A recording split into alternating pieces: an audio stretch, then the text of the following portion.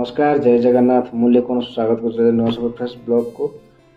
तो आज जो ब्लॉगटा अच्छी अलरेडी से आपने टाइटल अथम देखिए जान सारे कि कौन विषय टॉपिक आम कथा जाऊे तथा मुझे आपको कहीदे कि आज टॉपिकटा अच्छी तो मनीष ना गोटे हाड़ रक्त मांसरे गढ़ा भाई तार लोभटा केते तो से विषय में आज आप कह गोटे छोटिया गोप मध्यम भिडियो भल लगुत तो निहत लाइक शेयर सब्सक्राइब करने जमा भूलें आ जानी आपने बहुत भल लगे तो डेरी करवानी भिडियो स्टार्ट करवा स्टार्ट कर गोपटा मुझे कहूँ कि गोटे राज्य गोटे साधु जन थे तो सी हठात दिने जाऊ जाऊ बाटर देखिले कि गोटे गरीब लोकटे तो बसिक सी कौच कि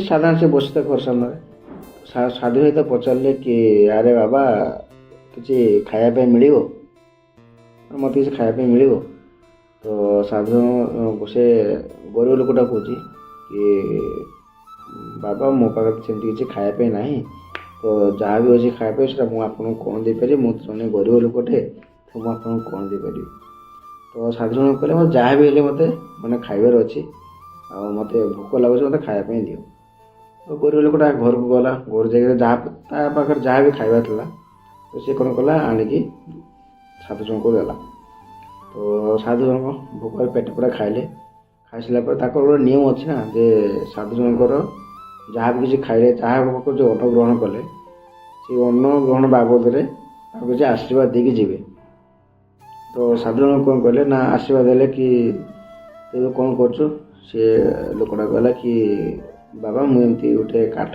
जंगल काठ आने काठ आणिकी बिक्री करे बिक्री कर जहाँ भी से पैसा पाए ताको आणिकी से निजे चले तो बाबा कहले तू ये जंगल काठ आनी चलुचु तो जीवन जाऊँ आगू जाऊन आगू गले तू आटे भल शांति आराम चल तो काठ कहला बाबा मुझे आगू जी मुझे जानी जंगल से तो मुझे जाए तापर मुझे आगू जाए बाबा को तू तो आगू जा आगू जा देख केमती कौन जिनस मिलूँ केमती कौन जगटा अच्छी तू तो देख तो एमती साधु को कथा मानिकी से गरीब लोकटा आगू गला को देखला सी गोटे सुंदर चंदन जंगलटे तो चंदन जंगल से देखला मन तार भारी खुशी है कि जहाँ हो चंदन काठ बिक्री करके शांति रही पारि वो फैमिली मुझे आराम से चल पारि तो सी कौन कला ना चंदन काठ बिक्री चंदन काठ हाणिला टी गछ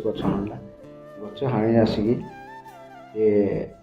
बजार बिक्री कला बिक्री करी छोट घर गोटे से तैयारी कला मैं चार छक घर था आगुरी सी आगुरी छोट घर गोटे तैयारी कला छोट घर सी बेस खुशी से आरम्भ कला बेस चंदन काठ हाणु थाए बजार नहीं बिक्री करता है बिक्री कर जहाँ भी इनकम थाए से इनकमटा आणिकी सी आराम से घर चलला तो किसी दिन गला पुणी बाबा पुणी आसिले कि बाबा अरे आ कि मिल हाँ बाबा अच्छी ना खाई बाबा पुणी भोकर जहाँ थे खाई कर खाई कर सारे बाबा पचारे आउ कमी कौन चलती जीवनटा बाबा कहला गरीब लोक कहे कि बाबा बहुत खुशी चलती जीवनटा आपड़ जमी कहते जंगल आगू गला गोटे चंदन गछ अच्छी चंदन गछ काटी बजार बिक्री जहाँ भी मो इनकम कर इनकम कर शांति रही बाबा कहले अरे तू से चंदन गछ गोटे किए तू आउ टे आगे जा ना आगू को तू आहरी शांति चल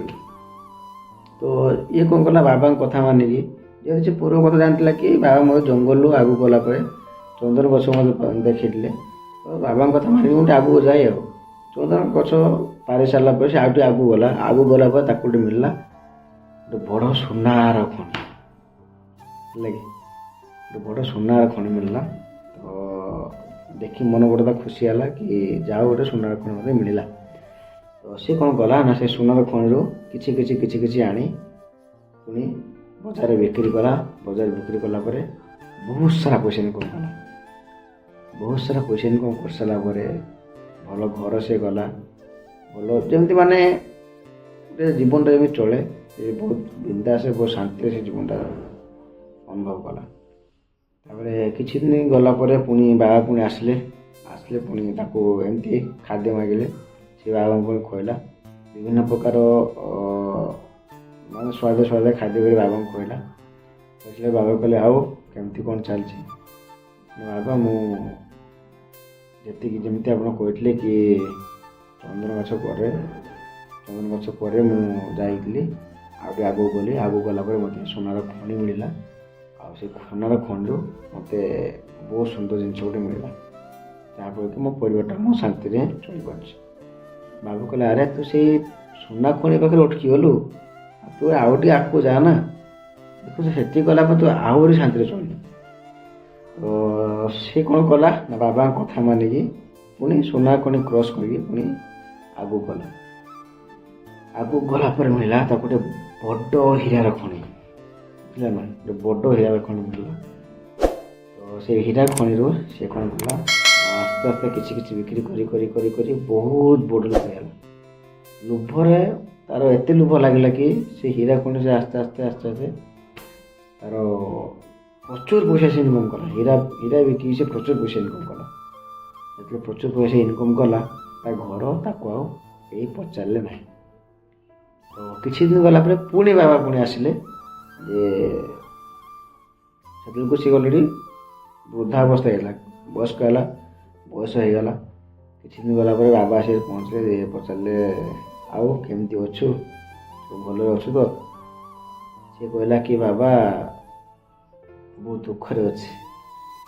ବାବା ତ ପଚାରିଲେ ଆରେ ତୁ ଏତେ ଜିନିଷ ତୁ ଦେଖେଇଲି, ଏତେ ବାଟ ତୁ ଗଲୁ, ସୁନା ଖଣି ପାଇଲୁ, ହୀରା ଖଣି ପାଇଲୁ, ତାପରେ ତୁ ଦୁଃଖରେ ଅଛୁ ବୋଲି?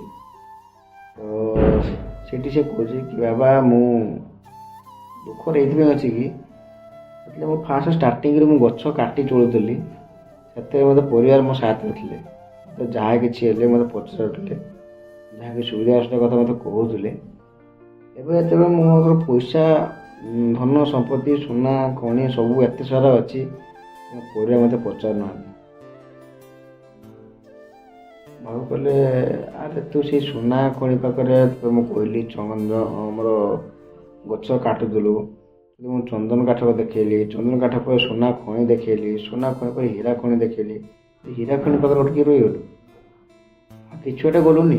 ଆଉ ତୁ ଆଗକୁ ଯାଇଥିଲେ ତୁ ଗୋଟେ ଭଲ ଜିନିଷ ପାଇଥାନ୍ତୁ। ତ ସିଏ ସେଠି ସେ ଗରିବ ଲୋକଟା ବାବାଙ୍କୁ ଡାଇରେକ୍ଟ କ୍ୱେଶ୍ଚନ୍ କରୁଛି, ବାବା ତମେ ତ ମୋତେ ଏଥରକ ଜିନିଷ ଦେଖେଇଲ, ତ ତମେ ତ ଆଣିକି ସେଠୁ ଜିନିଷ ତମର ଆରାମସେ ଚଳିପାରିଥାନ୍ତ, ତମେ କ'ଣ ପାଇଁ ଘର ଭିକ ମାଗି ତମେ ଚଳୁଛ? ତ ବାବା କହିଲେ ଆରେ ଶୁଣ, ଯେଉଁ ଜାଗାରେ ମୁଁ ଯଦି ନେଇକି ବୁଲିକି ଆଣିଲି, ସେଇ ହୀରା ଖଣି ପାଖରେ ଚନ୍ଦନ କାଠ ପରେ ସୁନା ଖଣି ପରେ ହୀରାର ଖଣି ଦେଖେଇଲି। ହୀରା ଖଣି ଆଗକୁ ଗଲା ପରେ ଗୋଟେ ବହୁତ ଭଲ ଜାଗା ଅଛି, ତା ନାଁ ହେଉଛି ଶାନ୍ତି। ତୁ ସେଇ ଜାଗା ଯାଇଥିଲେ ତୁ ଶାନ୍ତି ରହିଥାନ୍ତୁ, ଯେଉଁଠି ମୁଁ ରହୁଛି। ତ ସେଠି ଏତେ ଶାନ୍ତି ମିଳିଯାଉଛି ତ ଜୀବନରେ ତୁ ଭାବି ପାରିବୁନି ଯେ ତୁ ଏତେ ଶାନ୍ତିରେ ରହିଯିବୁ ସେଠି। ସିଏ ଭାବିଲା କି ବାବା ଠିକ୍ କଥା କହୁଛନ୍ତି। ସିଏ କ'ଣ କଲା ନା ସେ ହୀରା ଖଣି କ୍ରସ୍ କରିକି ସେ ବାହାରକୁ ଗଲା, ଦେଖିଲା ସୁନ୍ଦର ପରିବେଶରେ ଅଛି, କେତେ ସୁନ୍ଦର ଆରାମସେ ତାକୁ ଲାଗୁଛି, ଆରାମ ଜୀବନଟା ଅଛି। ତ କେତେ ସୁନ୍ଦର, କେତେ ମନିବେଶନ, କେତେ ବହୁତ ଜିନିଷ ଶିଖିବା ପାଇଁ ମିଳୁଛି ତାକୁ। ତ ସେ ଭାବିଲା କି ନା ଅସଲି ଶାନ୍ତିଟା ହେଉଛି ଏଇଟା, କି ମଣିଷର ଲୋଭଟା ବହୁତ ଜାଗା ତାକୁ ହାରିଯାଏ। ତ ମୋର ଏଇ ଗପର କହିବା ମାନେ କି ମଣିଷ ଯେତେବେଳେ ଲୋଭ କରେ ସେ କିଛି ମାନେନି, ସେତେବେଳେ ମାନେ ଶାନ୍ତି ହଜିଯାଏ, ଧନ ସମ୍ପତ୍ତିର ଲୋଭଟା ତାକୁ ଏତେ ମାତ୍ରାରେ ହାରିଯାଏ କି କିଛି ସେ ମାନେନି, ମାନେ କିଛି ଜିନିଷ ନା ସିଏ ନିଜେ ଜାଣିପାରେନି କି ମୁଁ କରୁଛି କ'ଣ। ତ ସବୁବେଳେ ମୁଁ ଚିନ୍ତା କରେ କି ଆପଣଙ୍କୁ ମୁଁ କହୁଛି, ଆପଣଙ୍କ ପାଖରେ ଯାହା ବି ଅଛି ସେତିକି ସନ୍ତୁଷ୍ଟ ହୁଅନ୍ତୁ। ମୋ ପାଖରେ ଏବେ କିଛି ନାହିଁ, ମୁଁ ସନ୍ତୁଷ୍ଟ ସେତିକି ଅଛି, ମୁଁ ପରିଶ୍ରମ କରୁଛି, ଖାଉଛି ପିଉଛି, ଘର ଚଳାଉଛି, ଠିକ୍ ଅଛି।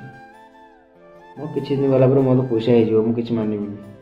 ଏଇଟା ହେଉଛି ମୋର ଗର୍ବ, ଅହଙ୍କାର, ଲୋଭ। କିଛି ଦିନ ଗଲା ପରେ ପୁଣି ସେ ଅବସ୍ଥା କି ଲୋଭରେ ପଡ଼ି କ'ଣ ସବୁ କ'ଣ କରିଦେବି।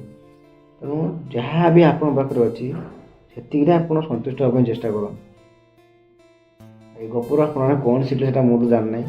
ମୋତେ ବାସ୍ ଗପଟା ଗୋଟେ ମାନେ ଏମିତି ଗୋଟେ ଗପଟା ଗୋଟେ ଏମିତି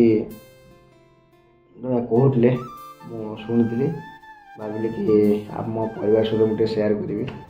ଯେହେତୁ ଆପଣମାନେ ମୋର ୟୁଟ୍ୟୁବ୍ ଫ୍ୟାମିଲି, ପରିବାର ଛୋଟ ପରିବାର ଆମେ, ତ ସେଇଥିପାଇଁ ଭାବିଲି କି ପରିବାର ସହିତ ମୁଁ ଆପଣଙ୍କ ସହିତ ସେୟାର କରିବି ବୋଲି। ତ ଯାହା ବି ଗପରୁ ଯାହା ବି ଜାଣିଲେ, ଯାହା ଆପଣ ଶିଖିଲେ ଆପଣମାନେ, ତ ନିହାତି ଆଶା କରିବି କି ଆପଣମାନେ କମେଣ୍ଟ ମାଧ୍ୟମରେ ଜଣାଇବେ। ତ ଯଦି ଭିଡ଼ିଓଟି ଭଲ ଲାଗୁଥିବ ଲାଇକ୍ ସେୟାର ସବସ୍କ୍ରାଇବ୍ କରିବା ପାଇଁ ଜମା ଭୁଲିବେନି। ଯାହା ଫିଲହାଲ ଏବେ ଟିକେ ବ୍ୟସ୍ତ ଜୀବନଟା ବହୁତ ବ୍ୟସ୍ତ ଯାଉଛି, ଦେଖିବା ଆଗକୁ କ'ଣ ହେଉଛି କ'ଣ ନାହିଁ। ଆଜି ପାଇଁ ରହୁଛି, ଲଭ୍ ୟୁ ଅଲ୍, ଜୟ ଜଗନ୍ନାଥ।